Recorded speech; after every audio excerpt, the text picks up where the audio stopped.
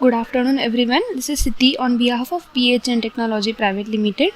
I welcome again all the respected professors and teachers. Thank you for joining us today for the sixth session of this faculty diploma program on machine learning using Python. I welcome our esteemed trainer Mr. Uday Zope sir and the new joinees of the today's session. Now I request sir to start the session and share the basket of knowledge with us. Thank you. So today we are again going to cover two more algorithms known as support vector machine, which is also classification regression algorithm, and another algorithm called decision tree algorithm. Mm, so I hope you everybody have a basic idea of how logistic regression works, because on top of the logistic regression, if you understand logistic regression and if you are aware about the basic equations of line, that is basically y is equal to mx plus c or ax plus by plus c, these are the is equal to 0. These are the two equations you can find on internet for defining a straight line. So if you understand it, then you will able to understand, or you will able to grasp the entire session. And what I'm going to teach you today, support vector machine. So we'll cover the support vector machine, and we'll start with the basic intuition of mathematics and equations, and we'll try to plot graphs as many as possible uh, to get you an intuitive idea of how support vector machine works, and then we'll see how it works and its cost function, and the same uh, outline will follow for decision tree. So we'll start with support vector machine. Just a minute. Okay. So basically, let's start with SVM. Okay.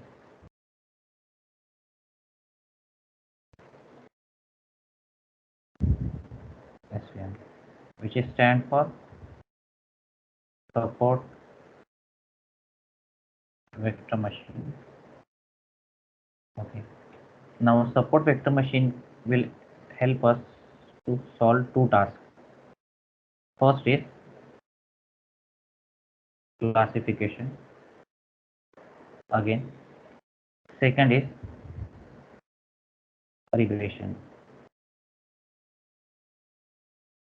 Now, as a, as you have, like, if you are aware about the last few sessions, we have already covered algorithms like logistic regression, linear regression, then k nearest neighbor.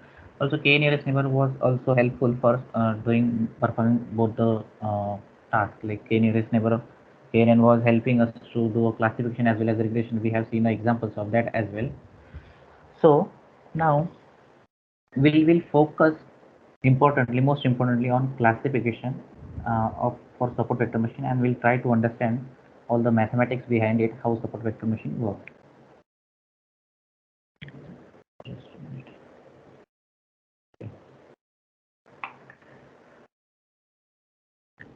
So whenever you perform a classification problem, or whenever you are trying to solve a classification using support vector machine, you call that problem as a support vector classifier.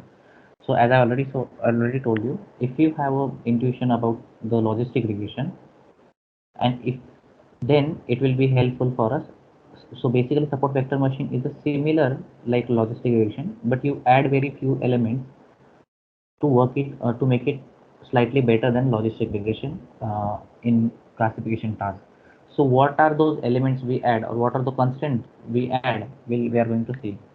So let's consider the fact that we have a classification problem, binary classification.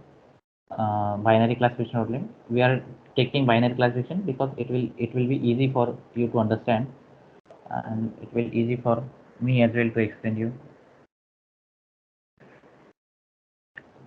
So you have basically two classes. One is another is here. So this is binary class. And whenever you have two classes and you want to identify the features belong to which class, that we call it as a binary class. So if you remember logistic regression, you used to draw basically a base fit line, which is sorry, we used to draw base fit line, which will help us to divide, which will help us to segregate these two classes.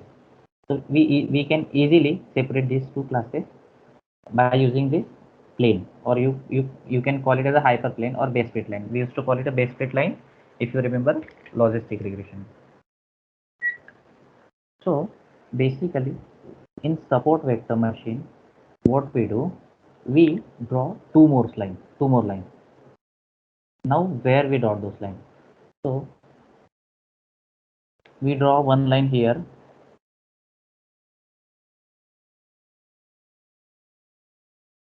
and one more line on with a similar distance from base fit line. So these lines are equidistant from base fit line, and this uh, two these two lines are they are drawn in a such a way that they will be passing through one of the nearest point from your base fit line. So they will be passing through one of the nearest point from your base fit line. So and the points which are uh, intersecting these lines, like for if you consider this point here, this here this point is intersecting the line, and here this point is intersecting line. So these points which are intersecting or which are helping us to point these two lines are called support vectors.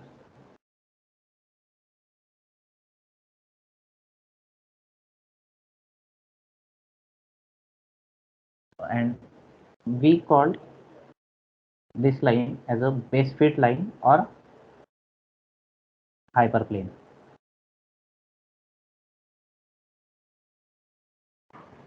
So basically, if you understand, this is basically similar like a logistic regression. We just what we have done now, we have added two more lines now. So these two lines are called, these are the marginal lines. Uh,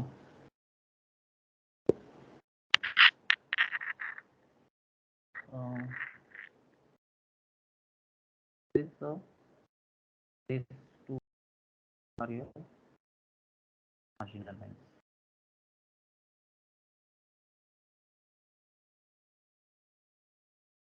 These two lines are marginal lines. Now, what is our aim? What is our aim here? Like, what are the significant of these two marginal lines that we have drawn here? So, our aim in support vector machine, if we want to if we want to build a good classifier, our aim should be that we should able to maximize the distance between these two lines. The more uh, far these lines are from each other, the more good model we will able to build. Now you might have a question, like in real world, like this is an intuitive example. Now in real world, you won't get a such model. Like every point is so clearly separatable. So how how will able to draw this marginal point? But we are going to see that we'll figure out how to do that. But what we are trying to understand now, so uh, what is our aim of support vector machine, that we have to maximize the distance between marginal line or marginal plane. So this to start with, so you have to understand that this is our aim right now.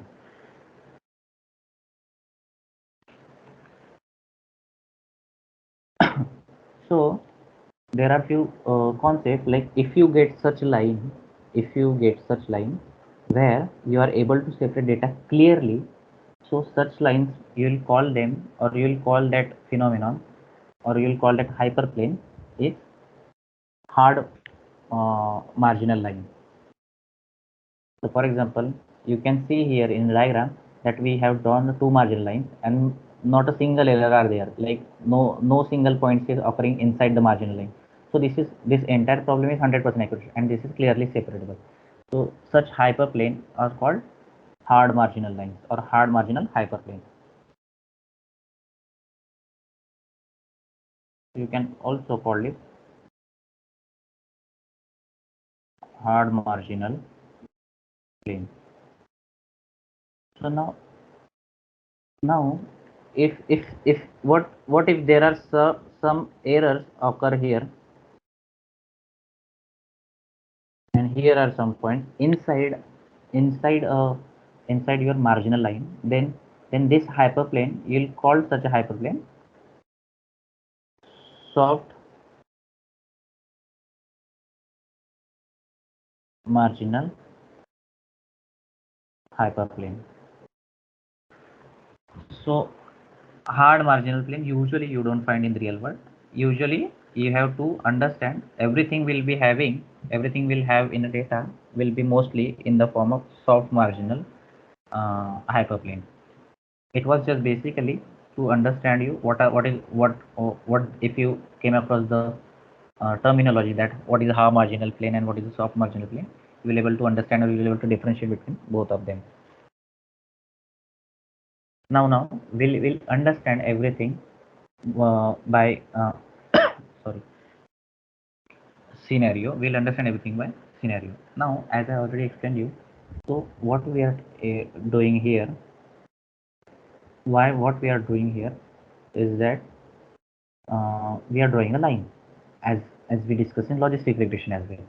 So to draw a line in any machine learning problem, as we already discussed, we have to understood what is the equation of line, and you must have came across this equation, or you must be familiar with this equation: y is equal to mx plus c. Y is equal to mx plus c, which is our base straight line, or you can say hard marginal plane, or you can say hyperplane. This red line here is or all the lines which whatever straight line we are drawing, all are with respect to this equation. You you you may have seen something like this also, that y is equal to theta 0 plus theta 1 x, or y is equal to beta plus beta 1 x, or also some of the machine learning problem that we have seen, like logistic regression and linear regression, also KNN, we were able to write equation of line something like this: w1x plus into w1 w1 into x1 plus b, where b is our bias. Or if this is a linear regression, now if you have multilinear regression, so what would have, what you could have write: y is equal to w1 x1 plus w2 x2 plus wn and xn plus b. So this can be also possible. So these all are equation. So all these equations are representing a line. Now there is one more equation is available to define an equation of line, which you would have seen if you would have Google equation of line. So you must have seen this equation. And why I'm explaining the equation of line right now, you will able to understand it later. We are going to use this formula and this intuition to get much clarity on the later scenario. So you must have seen the equation something like this: ax plus by plus c is equal to 0. So if you Google, so this is also an equation of line. So we have to understand that ax plus by plus c is equal to 0, and y is equal to mx plus c. Are these equations are equal? So the answer is yes. So basically, if you so what we can do, basically, if we rewrite this equation something like this: by is equal to minus ax minus c, and y is equal to then minus a by b multiplied by x minus c by b. If you can see, if you are able to interpret it, uh, the form of the equation is exactly similar to y is equal to mx plus c. What we have done, we didn't do any math, we just readjust or rewrite the same equation in a different way. So here m is equal to minus a plus minus a divided by b, and your y is equal to minus c by d. So you can specify straight line with this equation. So now you must have remember our main aim is that you have to create two marginal plane and you have to get a base plane, base hyperplane or hyperplane. And one more thing, that you want to maximize the distance between these two marginal lines. Okay.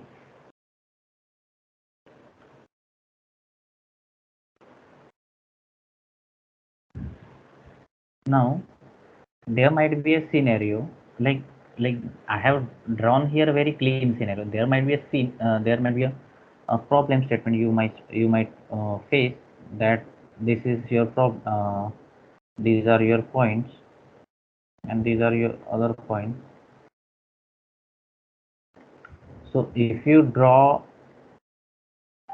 hyperplane here, so it's not necessary that your hyperplane or your hyperplane line should be like this. If your algorithm is able to identify points, if your points are something like this, it is also possible line will go like this, your line may go like this, and you have to but your marginal lines will be adjacent to uh, uh, your base fit line. Now there might be a multiple base fit lines, or there might be a multiple fit line, but which line will be considered as the best? The line which is giving us a maximum distance between two marginal lines. These two marginal lines, this distance between two lines, and there will be a line like this as well. These two marginal lines like this as well. So the distance with whoever giving a distance between the distance more in these two marginal lines will consider as the best hyperplane. So I hope until now everything is clear. Now we'll move to the next concept. Let's come with let's build a plane.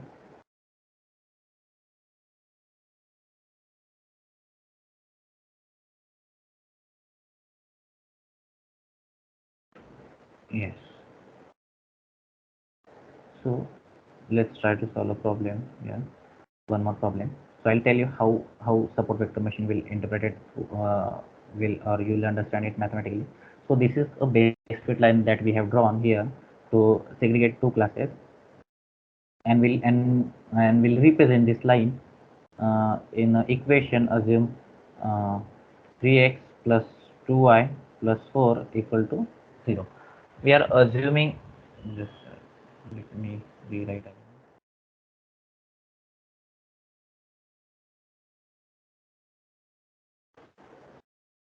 3x plus 2y plus 4 is equal to 0. Now, so this is your x and this is your y. Consider we have taken a point on a line here. Definitely it is left side of 0, so it will be somewhere something like after minus 0. Now what we have to identify is that just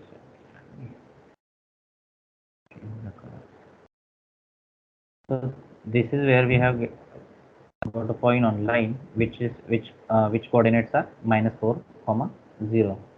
Now if we want to find a new points here in the line, so what do you think the distance between these 2 points will be positive? Sorry, mm, not here on line. So what will the distance between these 2 points will be? So it will be positive or negative. We can find out this by putting these values in equation.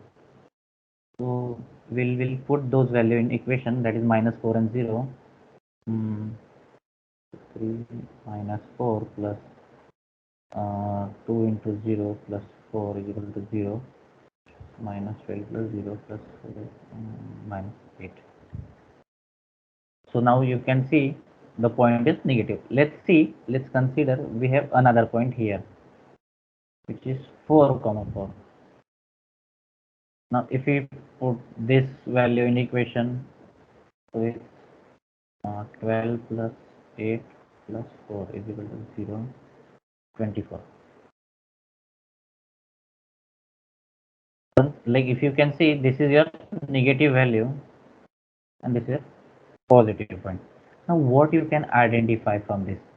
So if you can, if this is your hyperplane, okay, this is the equation of your line. So now whatever points which are above this line are always be positive values. Okay, so if you get a point here and if you put the value into equation, it you'll always get a positive result.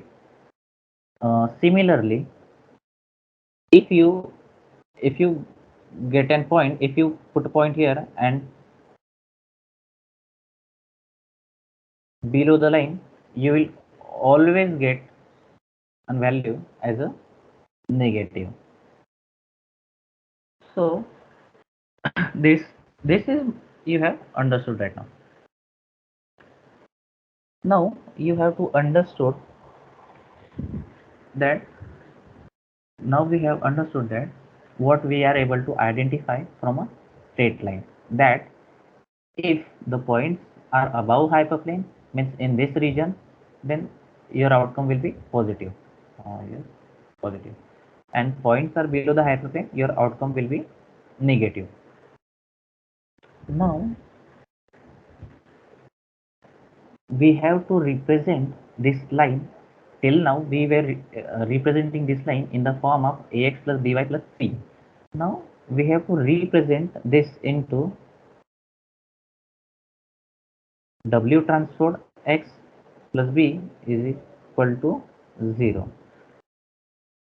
Now if this is our base fit line, what is our support vector machine aim that we have seen here? That we have to come up with a two marginal lines and their distance should be maximum. That was our aim, if you remember. So this is your aim. So now we have represent this red base fit line in the form of w transpose x plus b is equal to 0. Now like how to represent this line? Now how to represent, how can we represent this marginal line? Can we represent, so can we represent this marginal line as w transpose x plus b is equal to 1 or plus 1, or if we are considering as a positive value? And similarly, this marginal line we can represent w transpose x plus b is equal to minus 1. Because what we have, this is what we have learned from our equation of line. So this, so if you ever came across a material of SPM, you might see that they have written this equation. Now we have, for our understanding, we are using plus 1 as a symbol here, but you might read somewhere, or you must have read somewhere, that this is also represented as w transpose x plus b is equal to plus k, and w transpose x plus b is equal to minus k. So these values are also represented by, thank you, also represented by this equation. So now what, now like you must have a question that how to find a distance, how to find a distance between these two lines. Now so can we, so now we have a representative equation of this marginal line, both the marginal lines, one was positive, one was negative. So if we want to find the distance between these two lines, and we do have equations of both the lines, can we subtract equation and find a distance between two lines? The answer is yes. So we just have to understand the equation of line first. We have a W transport x plus b is equal to plus 1,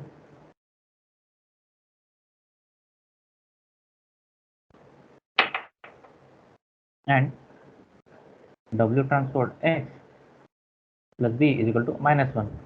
Now if you want to find the difference of algebraic equation, you need to change the signs here.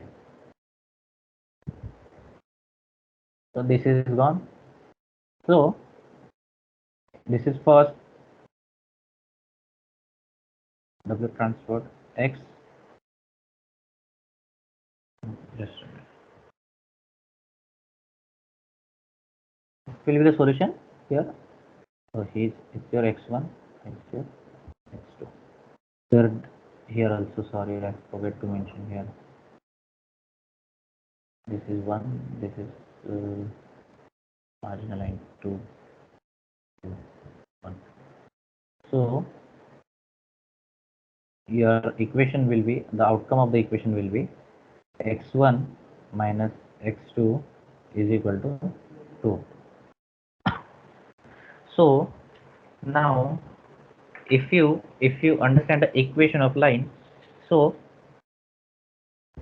I do you know the answer of this question, that what is the definition of W in equation of what is the definition of M in equation of line, or what is the definition of W?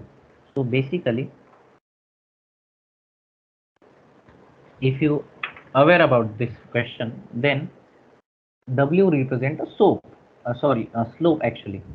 Uh, so slope, now your slope has two components now.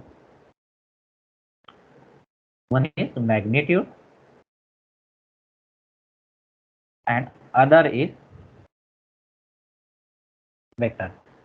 Now magnitudes, for example, for us right now, magnitude is not that important for us right now. We have to concentrate more on vectors.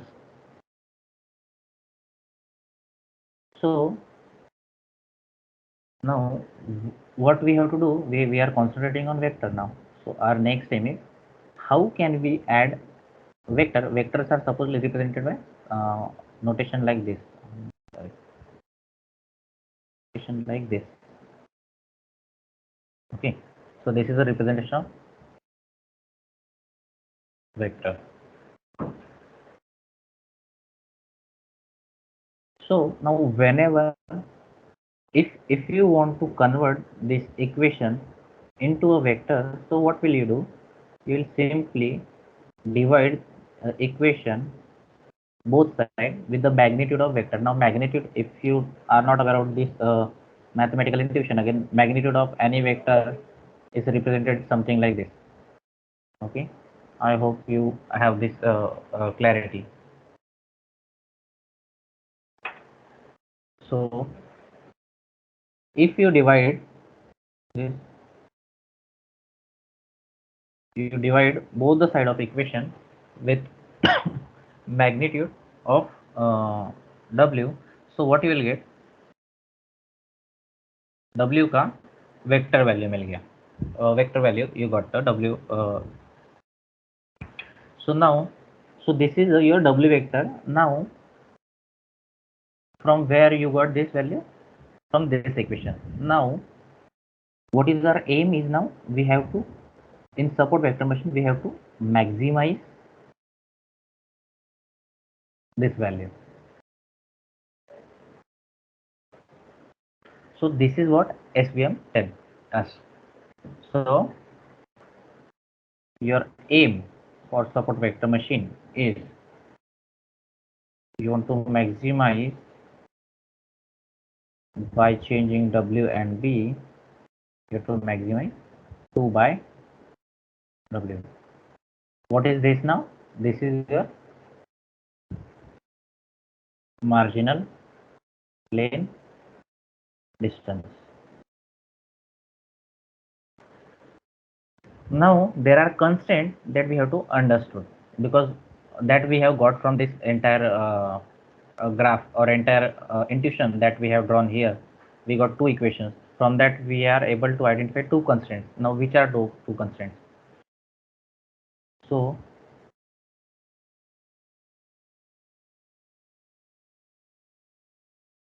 constraints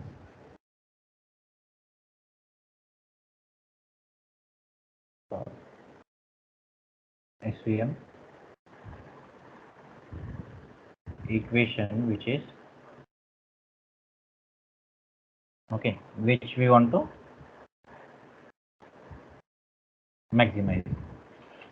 Now the constraint is something.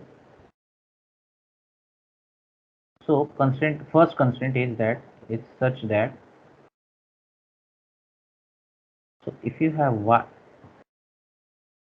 if you have yi, that is your outcome. So we want to add two constraints. The first constraint is that your outcome will always be positive or plus one when your w transport x plus b is greater than equal to 1. And second constraint will be minus 1 when w transport x plus b less than equal to 1. Now when it will be minus 1, when there will whenever there is second category, does put w transport x plus b will be representing your first class, because it's as we when we started this problem, we defined that it was a binary classification.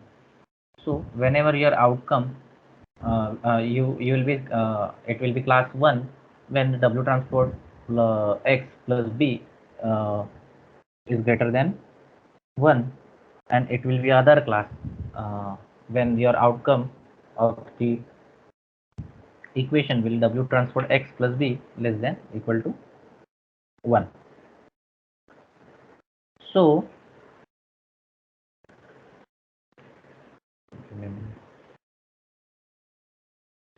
so So can we, like, this is all for correct classification. Now whenever this situation occur, it's your correctly classified points which are belong to class 1. When this occur, then these are all correctly classified points which are belongs to class 2. So can you also write that for all um, correctly classified data points, so you can find out all the correctly classified data point by the equation or by the mathematical equation, which is y into w transpose xi plus b greater than equal to 1. Now you can see here your y means your outcome. Your outcome is class, your outcome is plus 1. Now if you multiply plus 1 into plus 1, it will be plus 1. If you multiply, now your for second condition, your outcome is minus 1, that is your other class. Your minus 1 into this is minus 1, sorry. So your minus 1 into minus 1 is your plus 1. So you can find out the accuracy, sorry, you can find out all the correctly classified data points with this following equation, which will always be greater than equal to 1. So this is the final constraint that we got. And this is super important. This is like the core uh, this is like core equations of support vector machine. So before moving forward, let's just recap what we have see, that we have a is based on logistic regression. We draw one line here, then we draw two marginal lines, and what is our aim was to maximize the distance between these two lines. Now the red line, which is our base fit line, we called it the hyperplane, and these two lines we called marginal lines. uh, if there is no error, then we call hard marginal plane. If there are few errors, like these data points are occurring here inside a marginal line, then we called it the soft marginal hyperplane. Then we saw equation of line. Then from the equation of line, whatever the information we got from this entire plane, that we retrieved, which we got, for example, if we consider this equation of line, such as 3x plus 2y plus 4, from this equation and from this line we were able to get two marginal plane here, and we were able to identify that this line we can represent with respect to w transport x plus b is equal to 0. And after solving the equation and by choosing some random points, we came to the conclusion that we can represent the first marginal plane such which uh, with the equation, that is w transport x1 plus b equals to plus 1 or greater than plus 1, sorry, equals to plus 1, and the exactly opposite another marginal plane, which is w transport x plus b is equals to minus 1. And then we find out our aim by converting our equation into a vectorized form, that we have to maximize the value, and this value is the distance between these two marginal planes. And from that we were able to generate a final constant for the SVM, which is y into w transport xi plus b greater than equal to 1.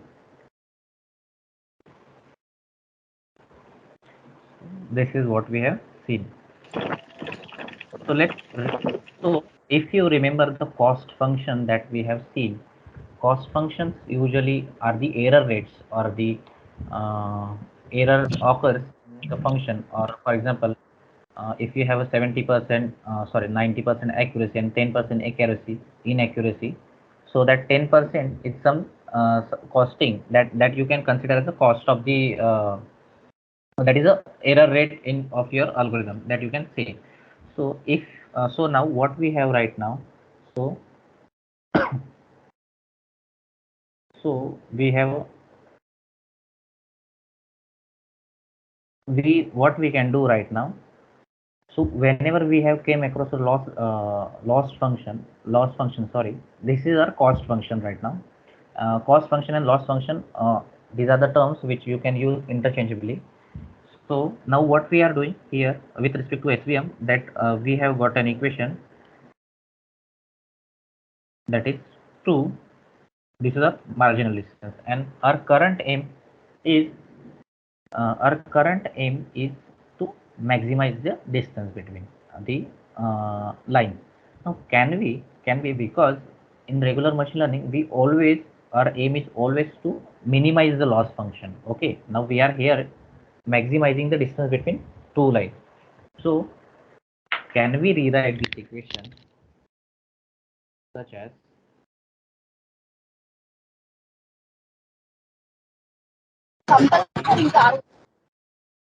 minimize WB with respect to, is this valid? Yes, this is also valid. You can use both, but to simplify and to correlate with all the problems that you are, if you are what using SVM with any other algorithm, then in if you see the machine learning algorithm, you always try to minimize the loss that you have seen through the training process or testing process. So to correlate with that, we can rewrite this equation, that 2 divided by magnitude of W, in such a way that we can minimize the loss, and we converted that into magnitude of W divided by 2. So your cost function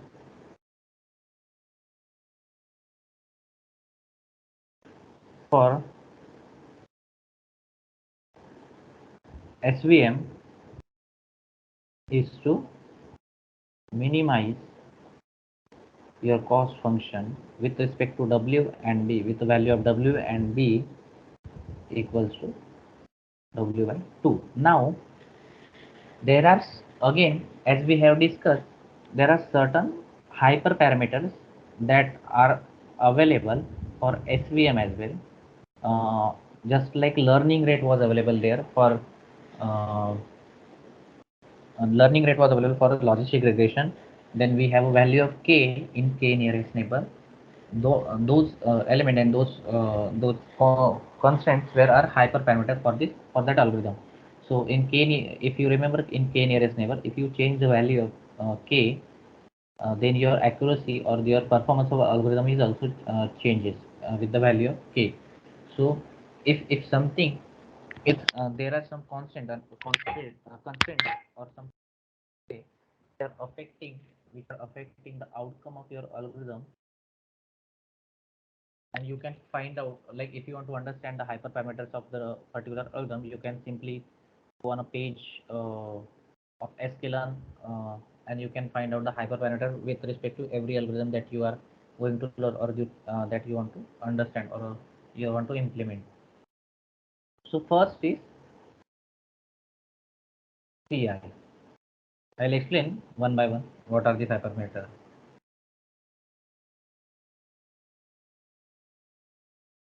Ci, another is summation of I 1 to n.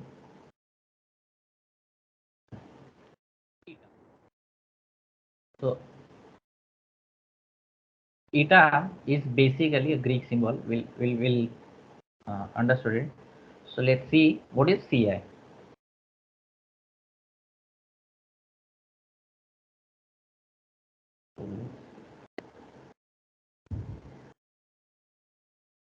Hyperparameter. So ci is defined as how many points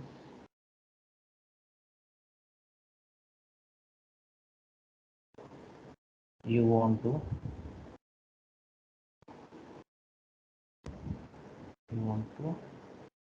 avoid misclassification.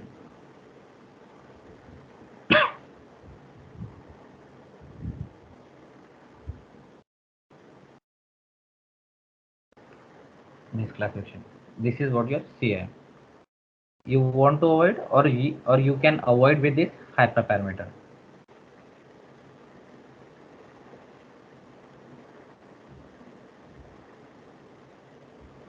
You can avoid. So basically, you have this plane here, and here.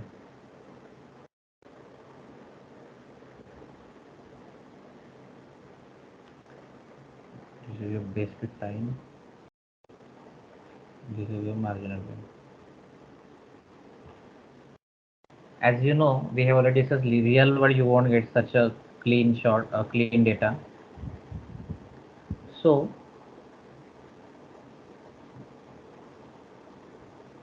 let's assume that your model has determined this is your best fit line.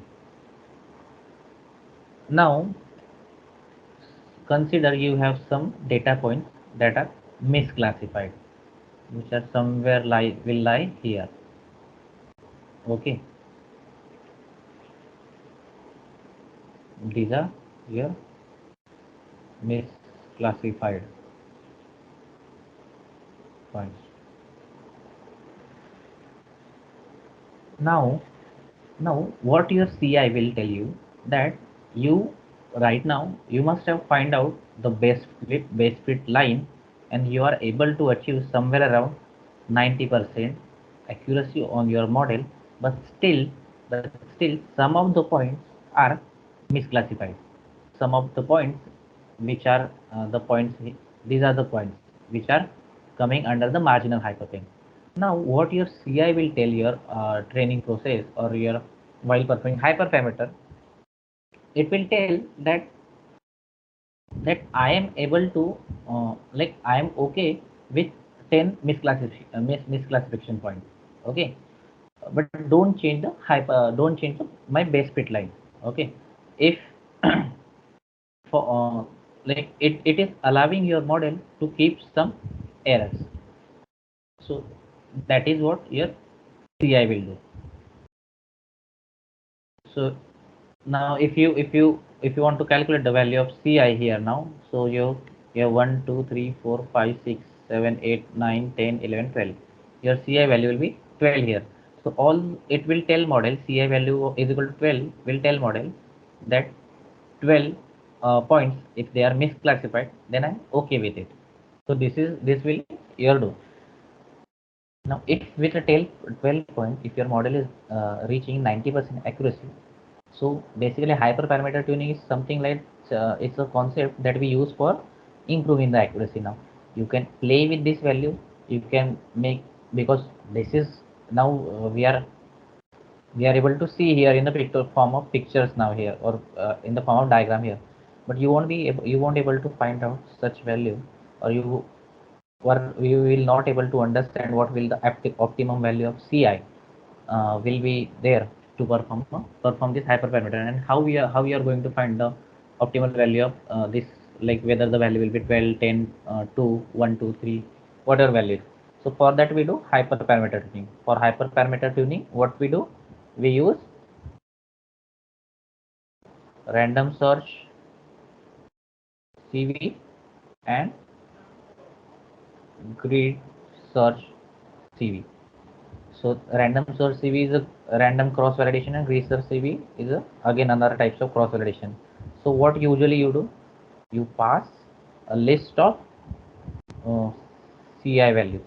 List of CI values will be 1, 5, 6, 7, 12, 13, 15, and whichever value will give you a maximum accuracy, that will be considered as your idle, or that will be considered as a idle hyperparameter for your model.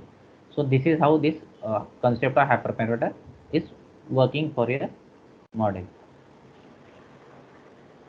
And if you and if you again, if you try to uh, if you want exact value, and if you increase the value or lower the value, there might be a chance of overfitting and underfitting. I hope underfitting and overfitting are the concept that we have already discussed, and you are able to uh, remember or collect those things. So this is now second was a summation of eta, which is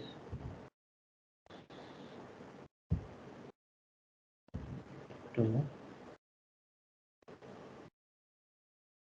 n. It is, so we can define it as a summation of the distance of misclassification points from marginal plane. So this will calculate a distance of all the misclassified points from your marginal plane, and this will so if so what are these points? These 12 points are your misclassified point. It will calculate the distance of each point from your marginal line, which is this and this, and it will do a summation of all those points, and it will return a value. So this was a basic understanding of your support vector machine. Now, as we have seen the support vector machine entirely, so what are the applications that are there for support vector machines? We have seen all the mathematical things. Now there is one more concept in support vector machine, while when we are going to implement this actually. So we will came across something called kernel. So we'll be learning those kernel, and we'll use those while doing hyperparameter tuning. We'll use kernels. Different types of kernels are available. for a SVM support vector machine, and there is a polynomial kernel, then sigmoid kernel, and RBF kernel is there, then ANOVA kernel, and like, and we also have to understand the fact that how we are going to choose a kernel. Just a minute.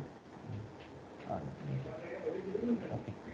Uh, so there are kernels, and every single kernel will affect the performance of your model. Now, if you want to understand, you also have want to understand that where we can use the class this SVM classification algorithm. What are the applications of SVM, and where we cannot use, where we can use. Okay. So first thing is that whenever, so you advantage, or you can say advantage of application. So your support vector machine works very well if your data is linear. If data is in the form of linear, in data is in linear fashion means uh,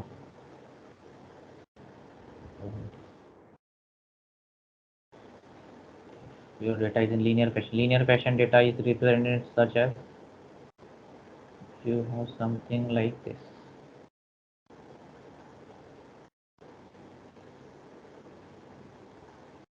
Not something like this. One point belongs here, one point here, and or in form of circle. So data should be something like it should follow same direction, and if we plot a hyperplane into it, so we should able to do it by equation of line. Then it's more effective. Your SVM is more effective when your data has more dimension or more feature. When your data when your data has high dimensions, then uh, it is not sensitive with outliers. Okay, now outlier, it is not sensitive with outliers. Now why? We'll understand that. So basically, if you see your support vector machine, and this is your base fit line, and your outlier, basically what is outlier? So if uh, this is your box, and all the data points are lying inside box, and only one or two points, some points are lying here, some points are lying here, so these points are called as outliers, so which are not in a regular form, so they called as outlier.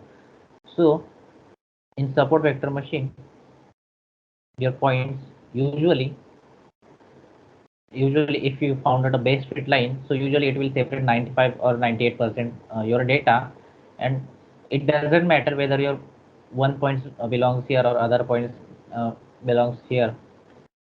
And so if these points are not in form of in linear fashion, then it will not get affected too much by it. It will definitely get affected, but not it's not in very big loss will not very big.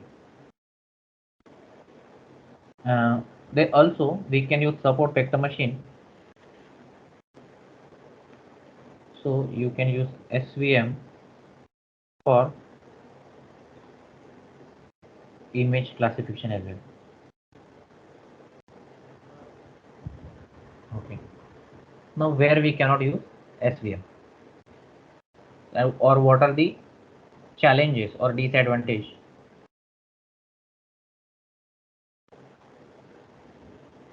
So first is, as I have already told you, that there are multiple types of kernel that we have to use while using SVM. For kernels, when we'll implement, we'll explain or we'll learn one by one every single kernel, and there is also we have to understand how to choose or which kernel is suitable for what kind of problems.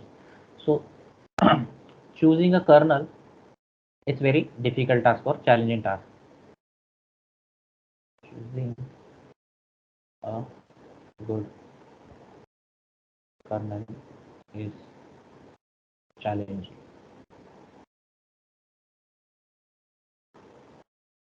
Second is that it is it is not suitable with very big data set.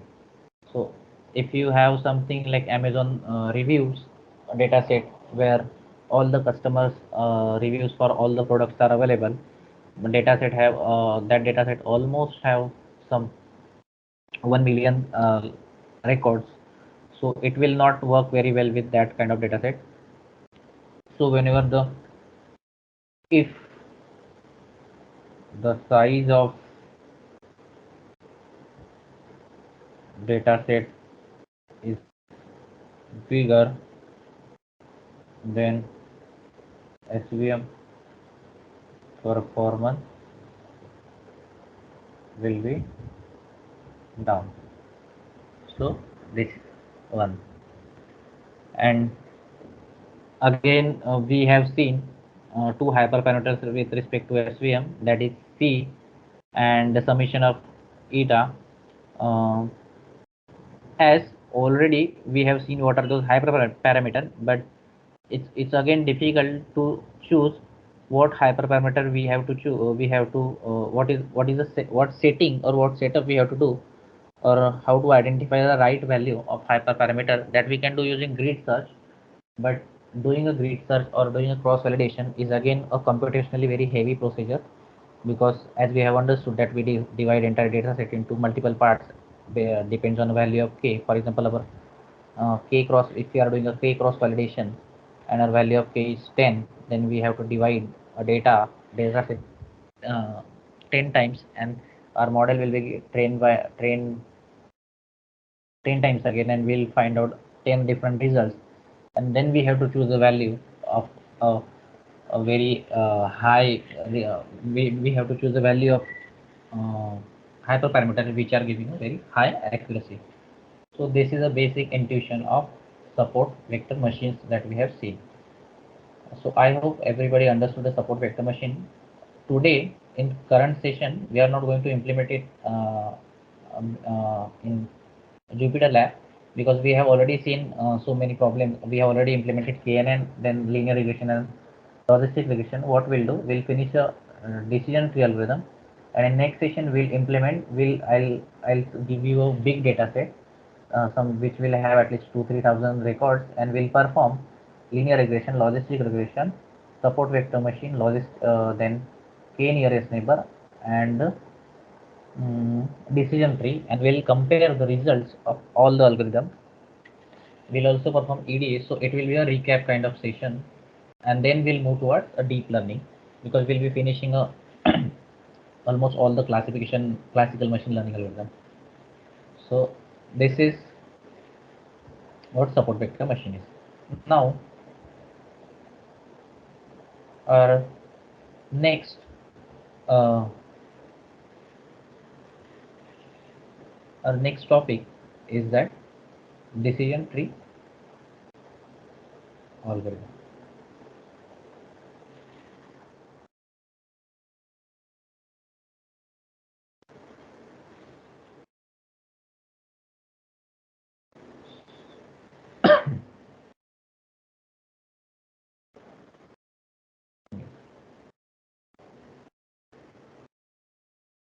Okay. So decision tree classification algorithm. So just like SVM,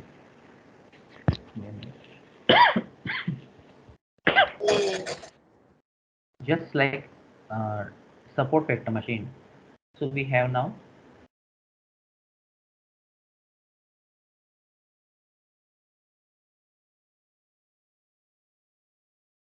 decision tree classification, sorry, decision tree algorithm.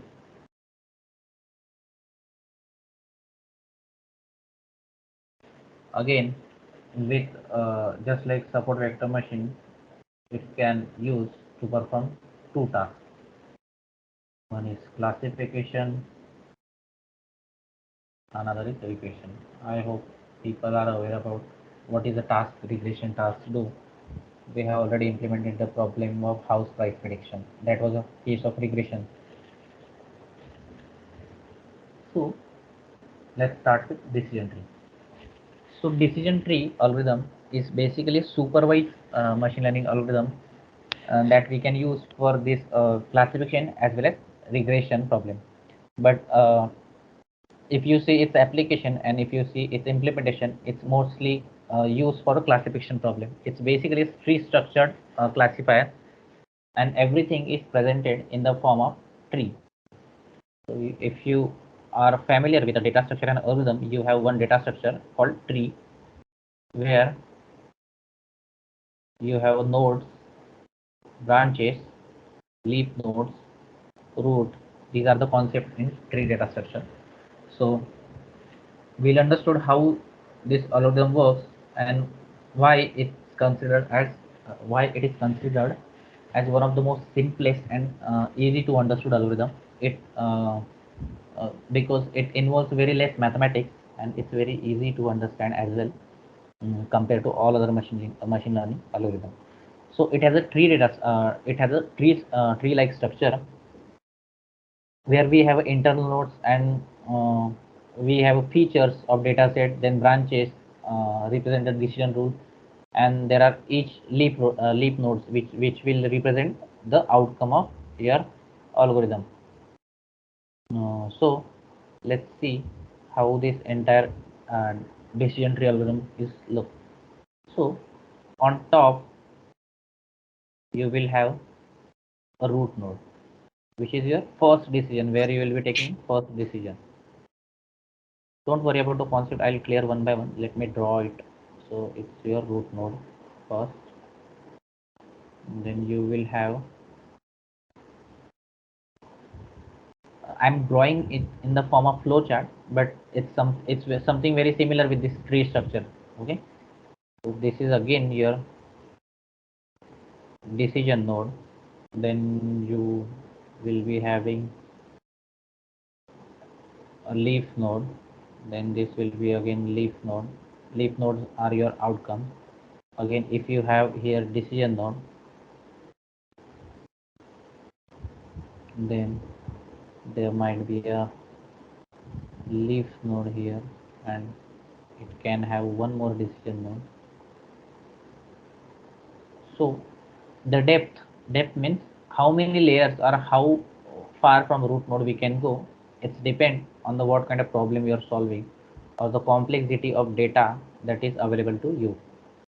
So this is again leaf node and leaf node. Leaf node, sorry. Okay.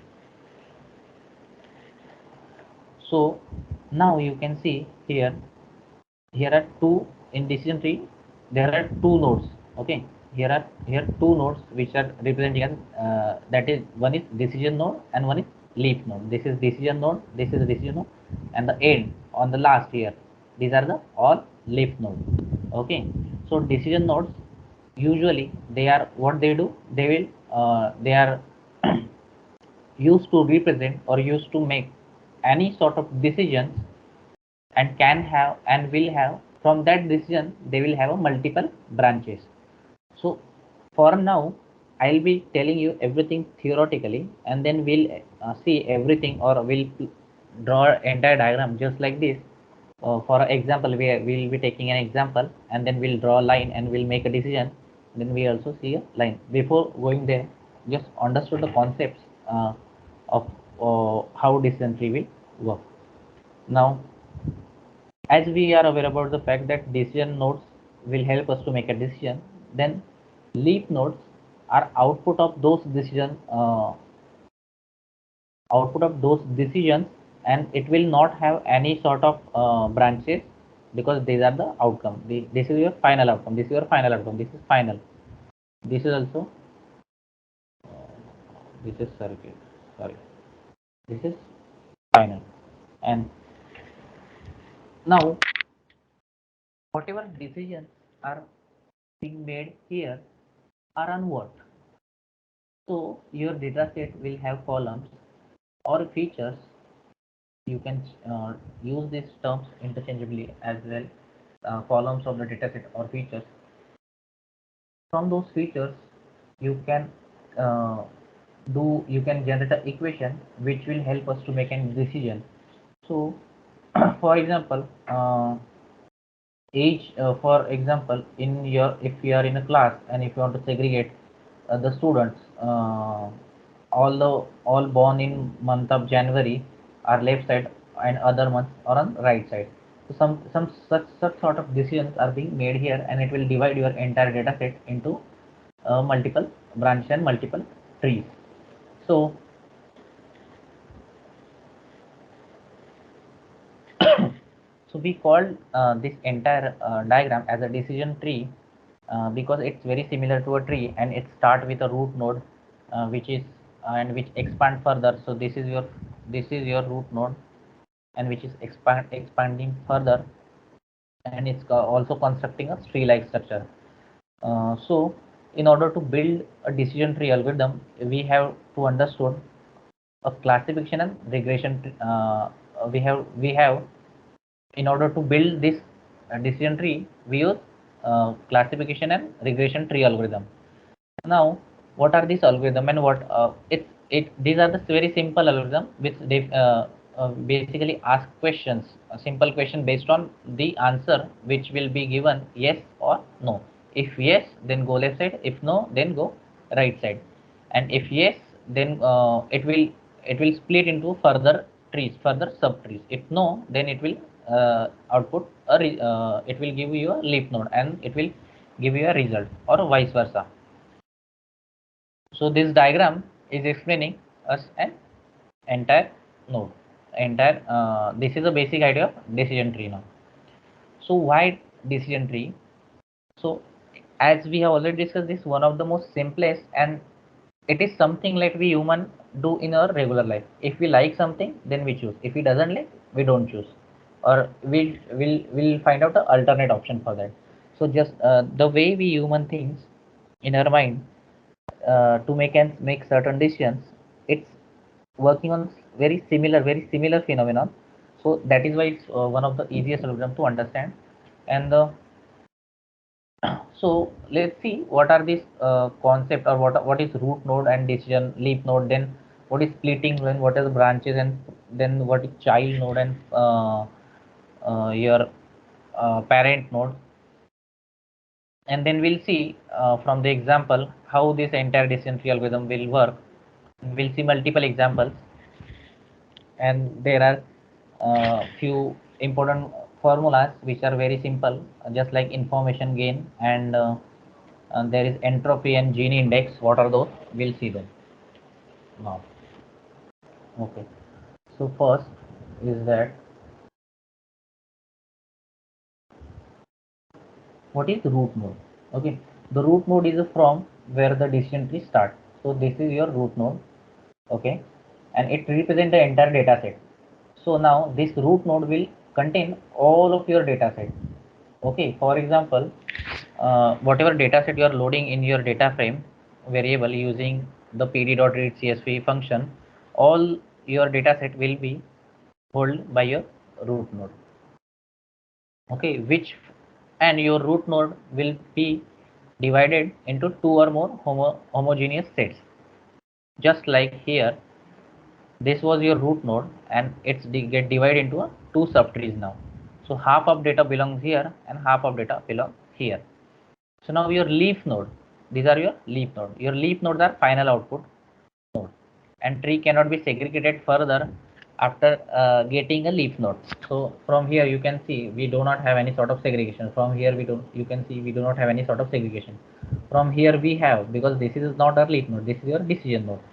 What is splitting then? Splitting Splitting basically it's a process of dividing the decision node or a root node. This is your root node, decision node, into sub nodes according to the given condition. Then your branch and subtrees are whatever trees. This is your subtree. This is another subtree. This was your entire tree. This is again a subtree of this subtree. So this is a subtree. Then what is pruning? Then pruning is a concept where there are, for example, here it has generated some outcome now. Now most of the time problem with decision tree is that it generates an outcome. Okay, it generates an outcome which is unwanted, or if this entire branch is not adding too much value in your algorithm or in your outcome, then you can perform pruning. And now pruning means what? Remove unwanted branches from tree. Now how will you find which is unwanted? We can get it from information index, sorry, information gain and gene index. We'll see that further. And then there is a, so again, what is root node is your parent node, and all the nodes subsequent to the root nodes are called child nodes. And yeah, so let's see an example now. Let's see an example, basic classification example. Suppose there is a candidate and who has a job offer and want to decide whether he should accept that job offer or not. So to solve the problem, to solve this problem, okay, we'll write here example we have is that we have a candidate,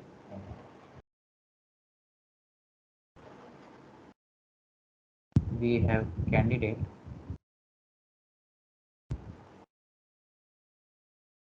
who has job offer, okay, and the problem is whether to accept or not that job offer. So to solve this problem using decision tree algorithm, what we'll do, so what are the constraints or what are the features will be available in a data set? Okay, so decision tree will start with a root node. Now our root node will be a salary, like what root node will be the first feature from your data set. For example, there are features something like salaries is there, then how far your office or how far your new job is away from your home, uh, is there any extra perks companies are providing from all the four offers, and then we can see whether he is accepting that offer or not on the basis of this feature. So let's start with the root node. Let's consider your first uh, feature is your salary. So if your salary in between salary provided by the job offer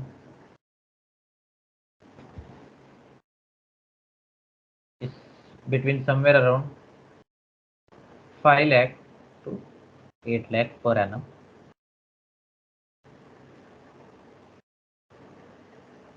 Okay. So now, so if this if all, from all the current job offer that have that candidate have, if one has salary between this range, then we'll go for that. And if somebody does not have, then we'll, if the offer letter does not have this constant, that is salary is not between this or salary is not somewhere near to this number, then we'll say no, then we'll decline that offer. And here we'll check, um,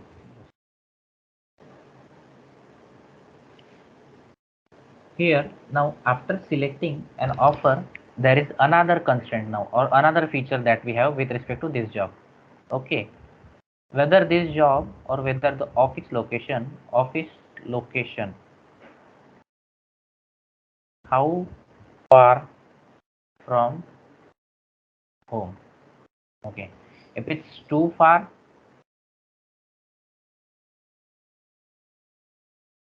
no. Yes, if it's far, then I don't want to take that offer or decline offer. If no, then mm, then check a next constraint. This is your leaf node now, and this is your another decision node. So check again another constraint now, which will be if uh, if not far or there are any perks provided by office. Now office is, for example, 5 days of working policy, then 54 holidays in a week. So perks from the companies, if they are available, then offer is accepted. If not available, then offer is declined. So if you observe this, can you if you observe this problem, can you say that this entire problem is something you can write? Can you write entire tree in the form of nested if else? Now, if you have this question in your mind, then you also have a question that if we can able to solve this problem using a simple if else statement, then why do we need machine learning here? What is the purpose of machine learning, and where the machine learning will play a role here? So, so I'll tell you that in decision tree, even though it's a simple if else condition, and usually while writing an if nested if else, what we do, we make decisions. Okay, so for example, we had a 4 offers right now. Okay, and we had one single candidate. Assume or uh, consider a system where have thousands of candidates and they have multiple offers. Can you make a decision manually? We need to have some certain system which will able to make a decision uh, for them, or will at least give them a probability that this offer is better compared to other offers, and you should select these offers. Now, so this is basically where the machine learning plays a role in decision tree. So while implementing decision tree, there are few issue arises that how to select a best attribute. Now we had a attribute to make a decision. So there is office location from a house, then there is a perks given by office, then there is salary in between. There might be other features available, like whether the lunch in the afternoon is provided by office or not provided. So how will you decide what are the features that will help you in making a decision? How to find out these things? So to solve such problem, we have a attribute selection measure. So we have a attribute selection measure in decision tree. So attribute selection measure we can easily select the best attribute for nodes of the tree. Now for attribute selection method, there are two methods. One is information gain, and second is Gini index. Okay, information gain. Sorry. So we'll see what is information gain now.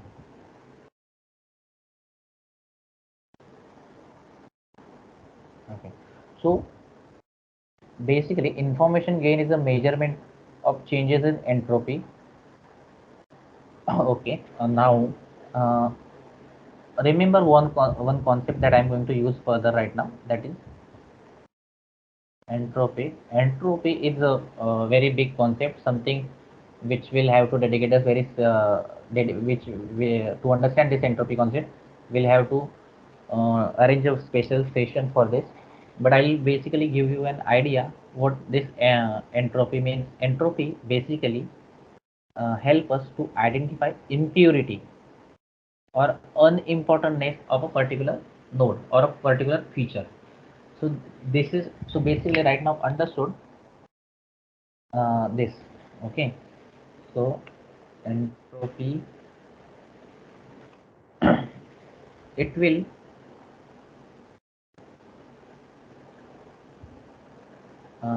you can say it will it will give a impurity of node.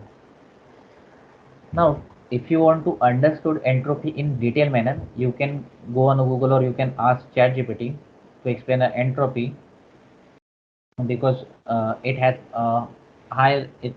We need to understand very depth mathematics to understand this entropy concept. And right now we are focusing on what is information gain. So remember these basic impurity, the basic concept of entropy. So to again we'll come back to the topic, that is information gain. So information gain is the measurement of changes in entropy after the segmentation of data set based on the attribute. So whatever change after we segregate data set, entire data set from the root node to leaf node, then your entropy will calculate the impurity of each node to uh, help in information gain. Now, what is information gain again? Information gain, the main objective of information gain, objective of information gain, that is IG, is how much information a feature provides us about a class. Is to calculate how much information a feature provides us about class. So according to information gain, and we we basically split your entire node and build a decision tree. So we have a formula for information gain that can be represented in multiple way. First is uh, IG, that is information gain, is equal to your entropy of, I'll explain you what is S and uh, S minus list of weighted average into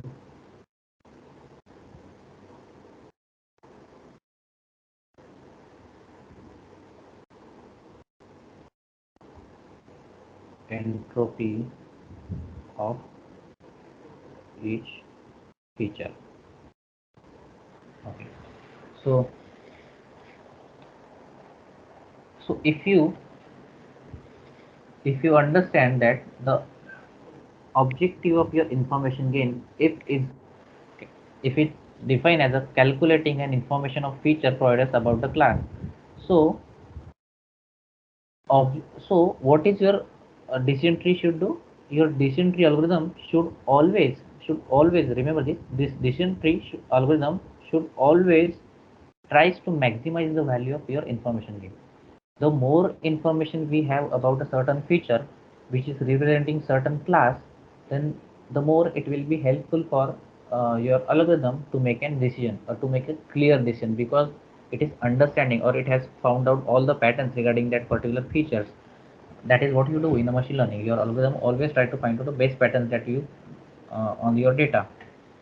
So this is your main task of your, and it and yes, so that is what your information gain.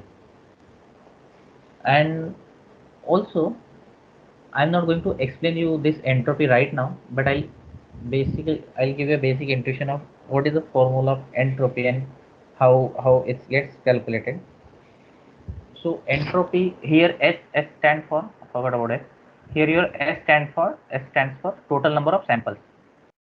S stands for total number of samples, that is all the records available in your data set. Okay. So now, as we have already said, we'll see a formula for entropy as well, because we are using that formula in your uh, information gain. This is formula for your information gain. Now the formula for your entropy, and your entropy basically is a metric to measure the impurity in a given activity. So it can be calculated as entropy of sample is equal to minus P of S log 2 into P of yes minus P of no log 2 into P of no. Now this is very confusing. There is no numbers or anything in this equation, but how we are going to solve this? So there are this every single variable is have a definition, as we know. S here is total number of samples, then your P of S is probability of your class, or sorry, probability of your decision, probability of your decision which say yes, and your P of no is similarly probability of no while making an decision. So this is basically an formula of entropy. This is very abstract explanation for entropy. As I'm already told you, if you want to understand entropy in a very great details, you can consider that as a assignment for now. So this is what was basically an decision tree algorithm. So whatever we have went through and decision tree algorithm. So let's see the applications that we have to understood and where we can use the decision tree algorithm. So yeah, I think we have one more point to explain. Gene index. Yes, I forgot about gene index. Sorry. There is one more attribute selection technique we have besides information gain, that is gene index.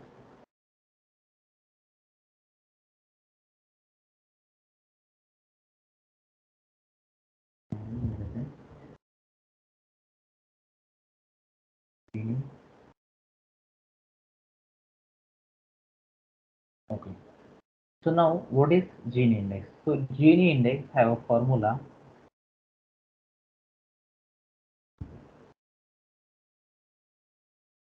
that is 1 minus summation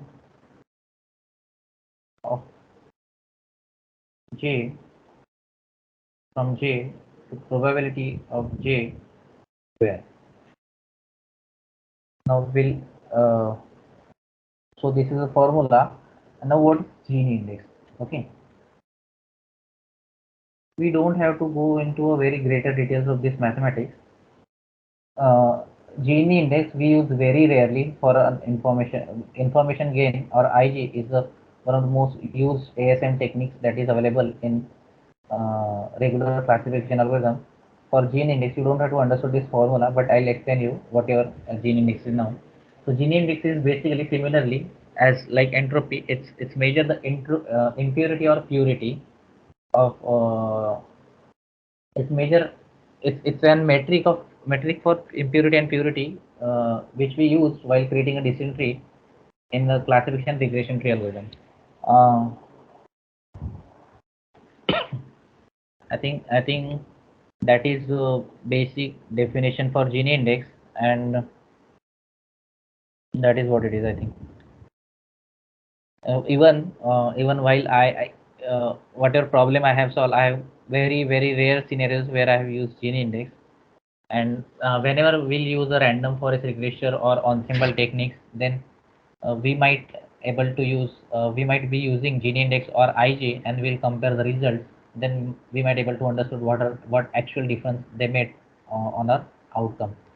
uh, so let's there was one topic that we discussed while when I introduced the decision tree, that was a pruning, uh, which was a process of I think deleting an unnecessary nodes from a tree to get an optimal decision tree. So why we have to perform a pruning? So basically the reason behind performing pruning is that sometimes uh, uh, sometimes if your data is bigger and you haven't set a depth of the tree means how many times you have to split a data. If you don't have that value, then your tree will be too large and there will be a risk of overfitting, and small tree may not able to capture all the important features of your data set, and whatever decision you want to make, you might fail to make that decision. So therefore so there is this technique called pruning which will help us to uh, uh, reduce the size of your tree, so you can actually perform or you can actually make a good decisions while using decision tree. Now there are two techniques for pruning as well. There is cost complexity pruning and reduce error pruning, for your decision tree.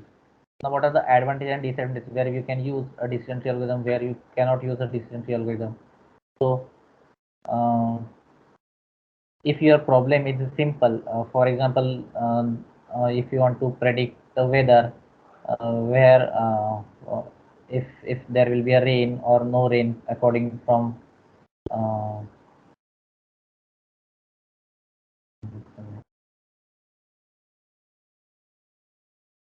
whether there will be rain or not rain from or if you are uh, if you are predicting whether the uh, particular student will be pass or fail from the exam results, or whatever online studies he has done, or whatever the major in subject he is be choosing, and how what are the course he have got throughout the test.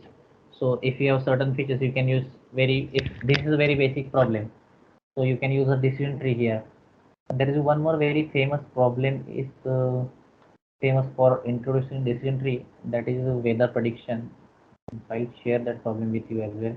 So uh, it's a basically problem where it's basically a problem where you'll be having a features like weather, then temperature, and then humidity and and wind outside, and where you have to predict whether you will able to play or not uh, on ground.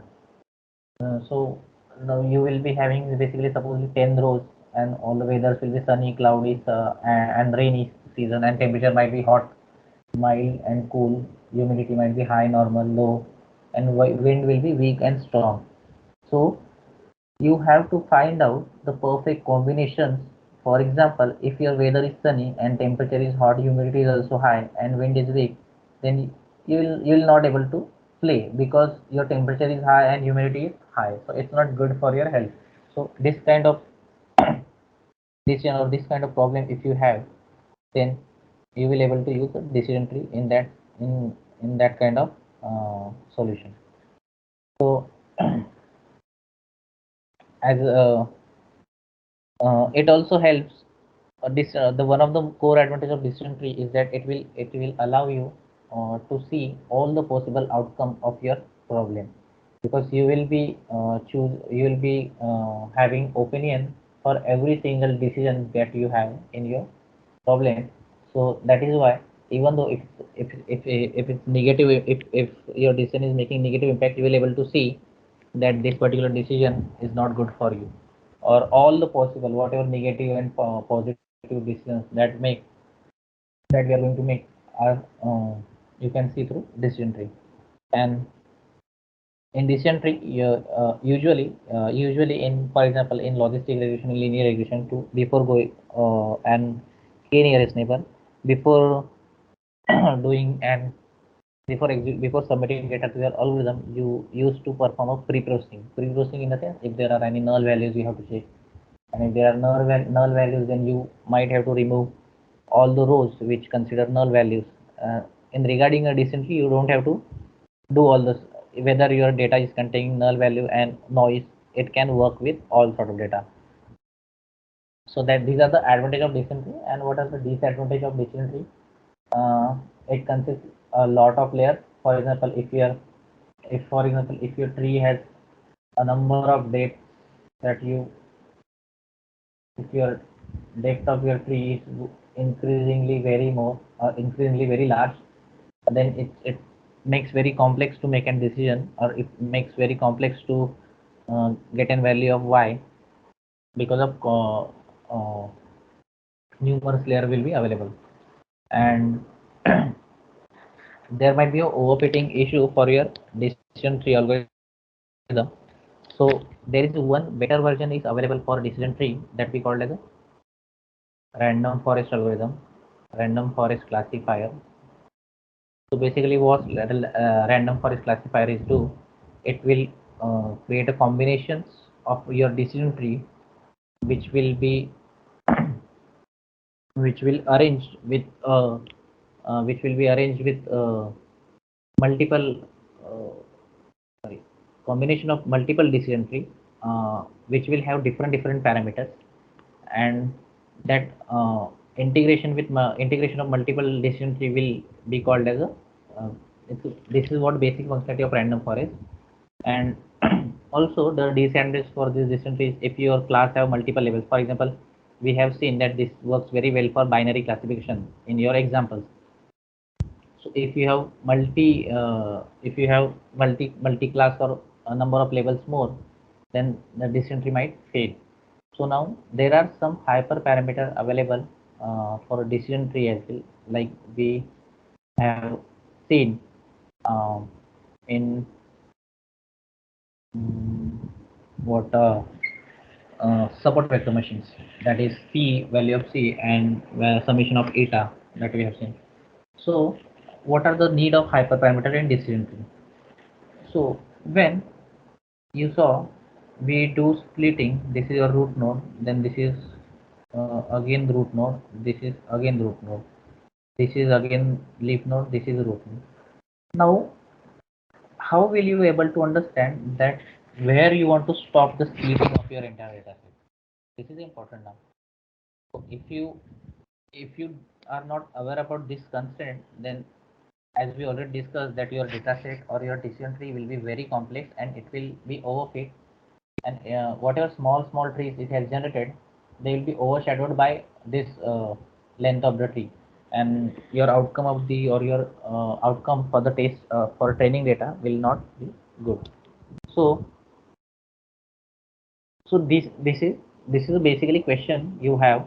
So for this, to answer this question and to when to stop splitting, so there are certain ways to tackle this problem that and we have known the hyperparameter tuning. So there is one first hyperparameter for your decision tree is max depth. Okay, the first hyperparameter is max depth. So you can decide a depth of your tree before submitting your data to the training model uh, through hyperparameter using, we know two ways, that is one is grid search CV and random search CV. Random search CV. The more the value of depth, max depth, the more complex your tree. As we already discussed, the more uh, the splitting happens, the more complexity of your training will be there. And if your depth of your tree is more, then your training error will of course decrease if we increase the max depth value. But whenever so what is the meaning when your depth of your uh, just a moment. So if you increase the max depth of your tree, then what will happen? While training your model, it will give you very less training error. Okay, and if you and but when you test your data on your model, you will get a very bad accuracy. If you remember this phenomenon, when you get a very high accuracy and on training data set and low accuracy on testing data set, we know this is a case of overfitting. Okay, or it can go around, or your model might perform very well on your training error might very high, training error might very high, and your testing error will be high as well. So there might be a case of underfitting as well. So this was the first hyperparameter. So if you are able to recall the overfitting and underfitting, then you will able to understand this feature, this hyperparameter. There is another hyperparameter is available for dysentery, is it minimum sample split. So here we specify the minimum number of samples that we require to split. For example, we can use minimum sample of 10 to reach a decision. That means if node has less than 10 samples, then using this parameter, we can stop the further splitting, because we are able, if we are understanding, if we are understanding that our algorithm is able to make a decision on the uh, 10 minimum splits, then why we want to split it furthermore? So we can stop actually over splitting using this minimum sample split. And then there is a third hyperparameter, that is minimum sample leaf. So minimum sample leaves represent the number of required represent minimum number of samples required to be in the leaf node. The more you increase the number of leaf nodes, the more possibility of overfitting. Leaf nodes are these nodes. So to avoid this, either you can define a minimum number of samples, or you can use a pruning, because with pruning we can remove all the unnecessary splitting and all the unnecessary trees or subtrees that we have in your decision tree. Then fourth one and last one, I think, is the max feature. So out of, if you have 10 features or 10 columns in your database to which will be responsible for making decisions, so how many number of features you will be using by training data, uh, to or what number of features are important to make a split of your root node or decision nodes. So for that we can use this maximum features. And uh, how to identify that which features are giving us important information, that we can do through information gain and gene index that we have already seen. So I think this is what the decision tree algorithm was. Probably we have covered almost everything regarding decision tree. There wasn't any sort of mathematics available in decision tree. Most of the concepts which I think I was able to explain theoretically, and there are certain some concepts which are entropy, I think, which are not in scope of this code, but I'll suggest you to read the document about entropy, so you can understood what is the impurity of node, and you can relate that entropy formula with the information gain, which is the ASM technique in available for decision tree and gene index. And I think that's it from my side. Okay, I think this gets to the end of the session. So, on behalf of PHN Technology, I would like to extend my heartfelt thanks and appreciation to everyone who made this faculty development program on machine learning and using Python a great success. We are truly grateful to organizers of this program for their hard work and dedication in putting together all the initiatives that they have taken. So we all express a sincere gratitude to the esteemed speaker who shared his expertise, Mr. Uh, Uday Zope.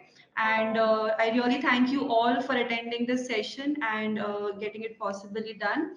And also, I would like to tell you that we are also having an internship program. So basically, we would be sending you the link as well. So that link would be sent to you on the WhatsApp itself. So even you can send it to your students, and you can send it as early as possible so that they can also start the sessions.